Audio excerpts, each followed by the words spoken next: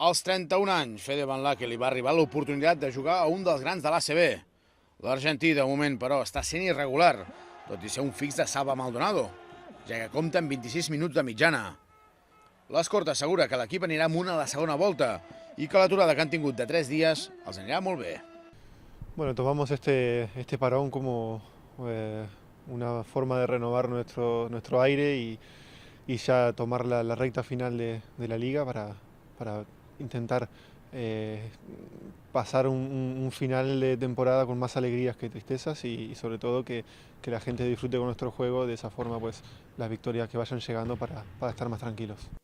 Fede Van Laque subratlla el partit a la pista d'Estudiantes com el que pot ser el punt d'inflexió d'aquesta temporada.